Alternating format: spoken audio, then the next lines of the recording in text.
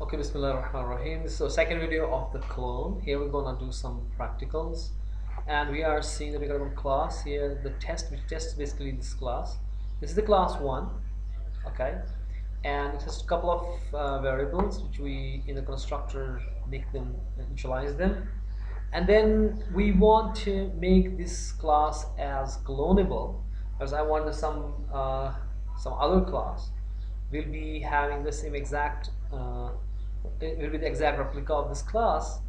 Then this class should implement, okay, it should implement what? Clonable. Implements uh, clonable interface basically. It's basically clonable. Okay. Okay, I'm saying this class is clonable. This is the one thing. Second thing which we're gonna do is we got to override, and because this class, every class is a subclass of the object class, and object class we have what is called as the clone method, which is protected, and we have to make it as the public. And so I'm saying public clone, and this clone method basically returns an object. So we have to keep the same these things, signatures and everything same. Okay, and this guy I believe returns, because what I do is I will call the super. I call the super dot clone. I will call the same. I do nothing. Only thing is I am increasing the scope here. Okay. All thing I do is I increase the scope here. That's it. Because otherwise this clone method is in the super class of this class 1. That's going to be object class, which is whatever that is doing. I'm saying do the same thing. Only thing is make it public so that the other guys may be using this. Okay, because it's protected. It can't be used by other classes which are not inheriting the clone. But this is the public, so it can be accessed by anyone. Okay, so this class can be accessed by anyone, and then this class basically called the super dot clone. That is the parent class's clone. That's the object's clone. But if you're using the clone object, it does throw an error. Okay, that's called as clone not supported exceptions. So if you could see here, I'm putting up the cursor here, so you could see override clone in object class, which is a protected object clone, and it throws clone not supported exception. Okay, so it creates and returns a copy of this object. The precise copy may depend on the class of the object. The general intent is that for any object x, the expression x dot clone not equal to x. So that means they are not equal to y because they are different copies. They are different classes. Or if I say x dot clone and get class, they're gonna be same because they are the copies of the same classes. We'll discuss these things. Or equals here.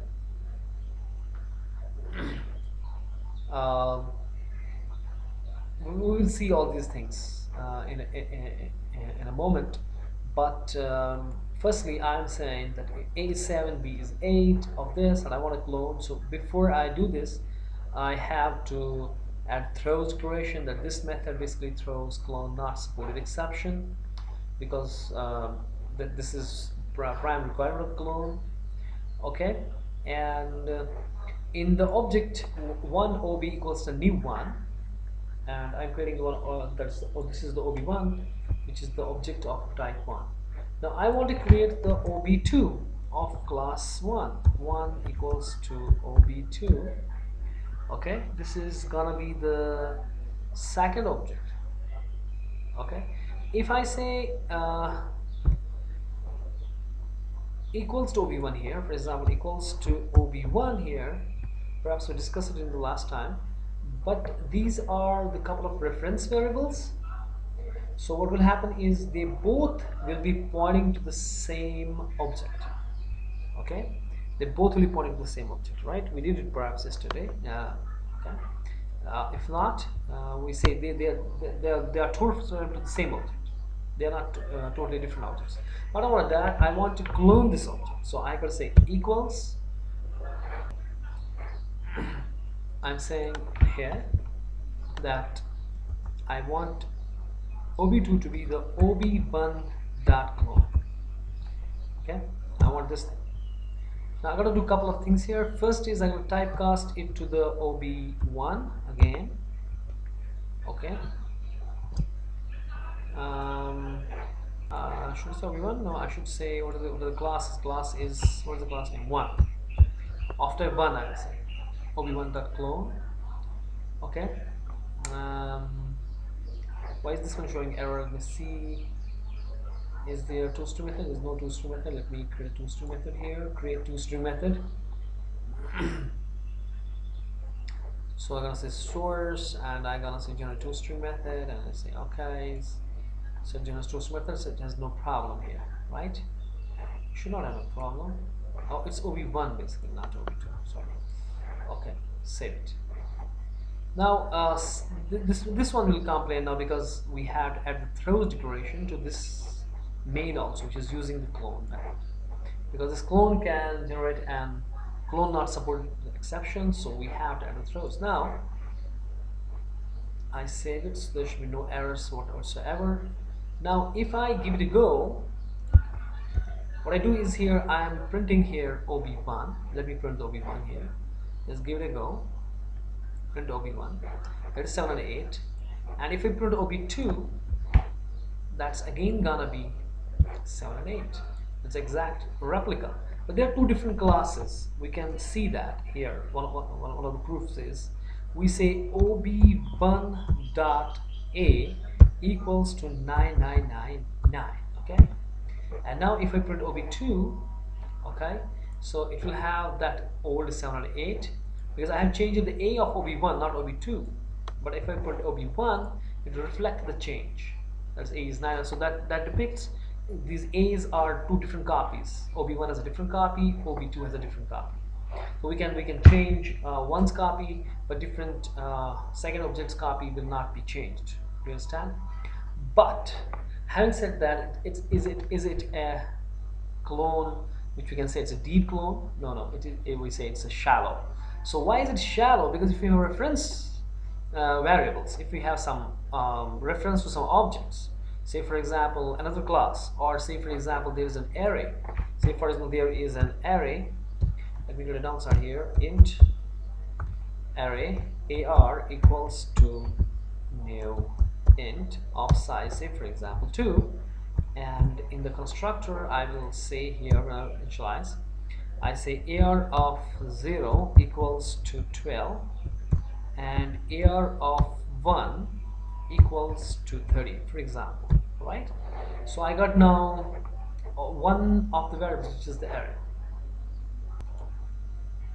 Now say for example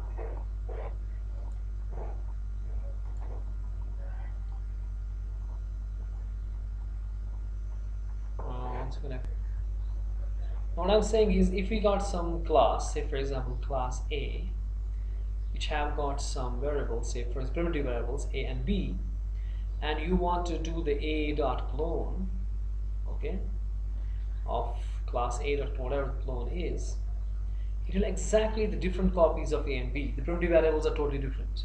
So whatever you put up here, you can change it. Initially they will, if it's 2, it's 4, it will be 2 and 4, but it's a separate copy. So that means if you change it to the 7, it will reflect to be 2, okay? But if you change it to the 8, it will reflect 8, so that because they are totally different copies. But if you have got an AR, which is an array, which is having a couple of things here, I put up here 12 and 13, when you clone it, it doesn't get cloned exactly, it doesn't make the 2 copies. So rather it is an AR which is pointing the same array. Okay, so that means if you basically add something from here side, say update it to the 14, it will be updated here also. So it doesn't have, that's why it's called as a shallow copy in the first place. The clone is called a shallow copy. But in a deep copy, what you have is you create another array, so this will be pointing to this. But this will not happen in the clone, in the shallow clone, where we are having the AR pointing the same array. So if we just see it in the program, now here I got one array, which is a class, okay, which is a new object. Okay, so what will happen is if I clone it now, if I clone this guy here, ob.clone, ob1.clone, I'm cloning ob1.clone and putting that to the ob2. Now, for example, if this will happen, but if it is the in the first case, if I'm generating the toString again, let me return delete it because toString now needs an array as well. So I need this thing. I say source, and I say generate toString, and I say okay. If the AR generate things for array also because AR equals to arrays.toString then. Okay, so it also prints me the AR, which is arrays or toString. It does arrays or toString AR, and it prints a whole array. Now, if I want to print here the ob1, it will print me with the array, right? And I gotta go. It will print me 708 for AB and for AR with 1213. And if I print the ob2, no props, it got the same values as usual, but there is a difference. That the primitive and the object is that if I do it here, that I change the ob1 dot AR of 0 and I put that something say 9888, okay, and I print the ob1, it reflects the change because as you can see here it reflects the change, but as per our primitive stuff we should not have a change in the ob2, but as I said that ob2 is pointing the same array, it's not deep copy, it's a shallow copy, it will be pointing to the same stuff. Similarly, if we have an object, for example, say for example I will do one thing, I will refactor this one class to the, say this is my person class, I say refactor and rename it to the person, person class, or I may say employee class, employee, employee class. Okay, and I got here something, a couple of things. One is the int ab. I could say we have got the string name, string string name, and I also want a department, but say for example department is a different class. So let me create a class here, department. On the top I create here class department. Okay, and in the department I got the int id, or simply I got the department name. I got here the string department name. Okay, and I got a one constructor here which initializes it, department constructor, and in that if I pass something to it, say for example string n, and I say dept name equals to this n. Okay, similarly I got an employee, got a name here, and I got a department, but this department is already which is here, maybe it has the department ID also, a couple of things it has, int id, you got the int id, I will put here the string n and also the int id. This id is to be put in there, so but I have to say is that because both of these have the id name, so this dot id equals to id in the this one, right?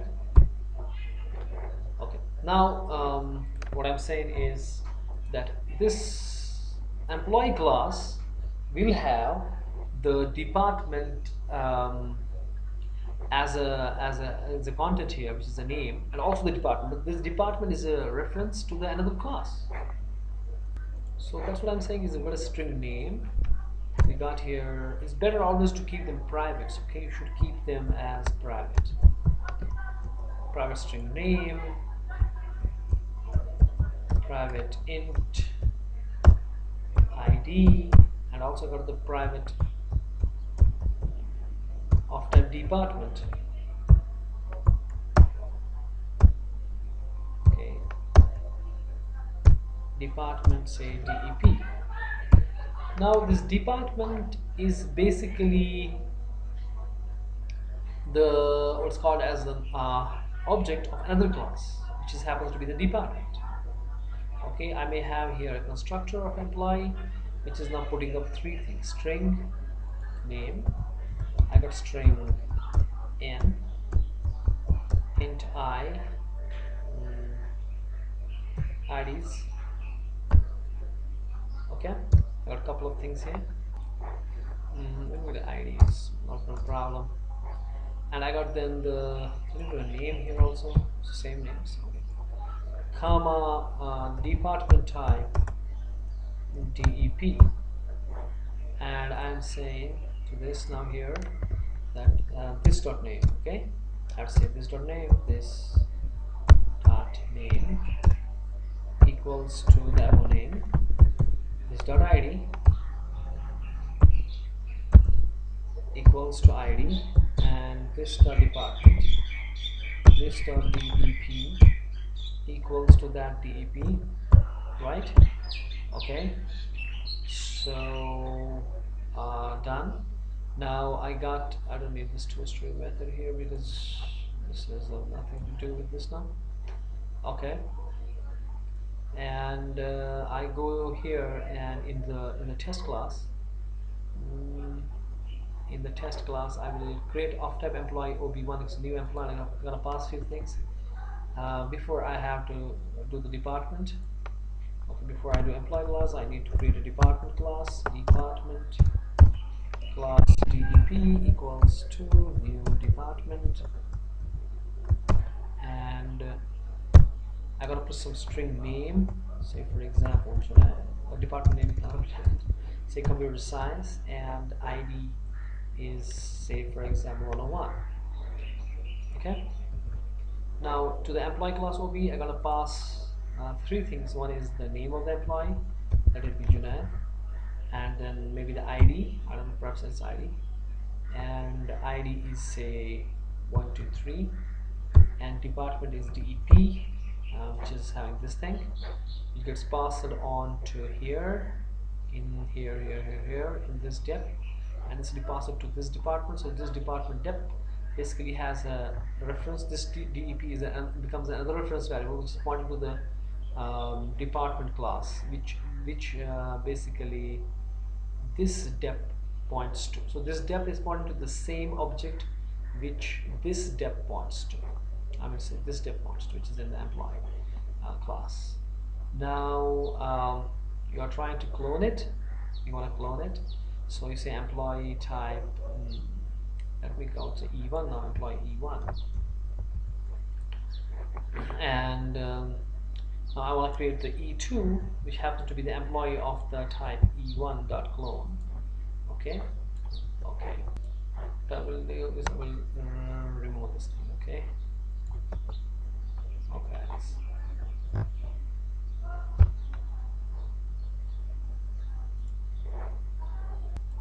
What we'll do is we'll generate some toString methods here.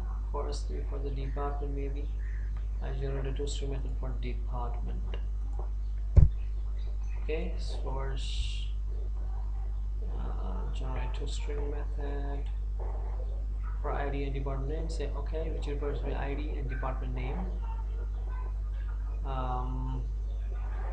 Okay, and here only I'm gonna also generate some toString method here. Source and generate toString method to generate with the department also. But here I will say something department dot toString. Okay. Now if I print the E1 here, I print here the E1, and what does it give me? It gives me name is equal to Junaid and ID 123, department equals to 101, and department name is CS. Okay, okay. But what else what if I change the E1's department? Okay, I want to change the E1's department because E1 is pointing to the same CS. If I say E2 also here and give it a go, it doesn't matter because first time around it should have the same CS and 101. If I change the primitive values, no problem, but if I change the E1's say department location and all that. If I want to change the E1's department, then I need to have some method which actually changes these department here and all. That's it. Now if we want to access the department here, start department name and ID, maybe I generate the setters and getters for these guys. Say source, generate getters and setters for department and ID. I say okay. So the get ID, it is the set ID, and then the dot. The set name and get name must be there somewhere. Get department name and set department name. And I want to go into the test program. What's the test? In the test, I have the DEP, which exactly knows the department, okay, and in the E1 also I got the department, right? If I say E1 dot something, I want to change the suppose I say E1 dot DEP, but why can't I access the DEP? Let me see. What I'm doing is I'm saying E1.dep dot this DEP is private. We can just make private, firstly public in the this one, and make it public so that all default rights or default is DEP. Now I'm saying E1.dep get ID, it will give me. Similarly, I go to the set ID, okay. Set name or something like set department name. For example, I change the department name to say from computer science to say for example MCA, something like that. What do you like?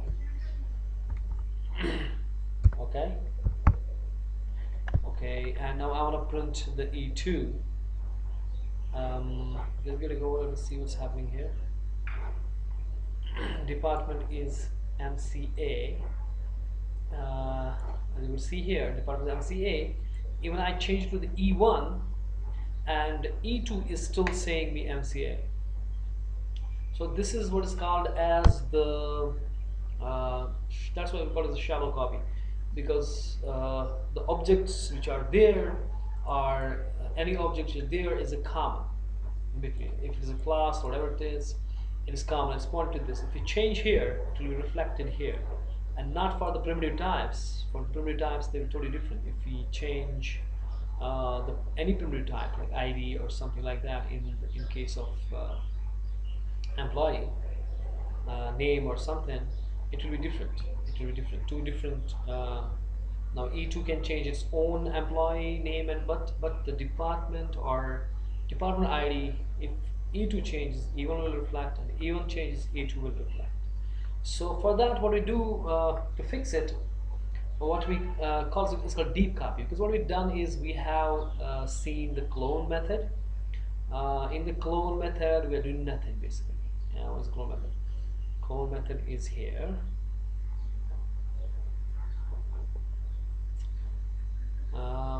What's the clone method, man?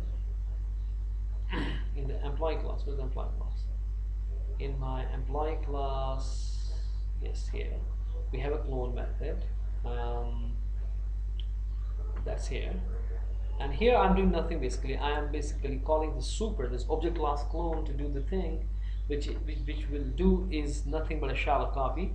And if you want to do deep copy, so you have to create all things here. So that's gonna be your assignment, and that's all for today.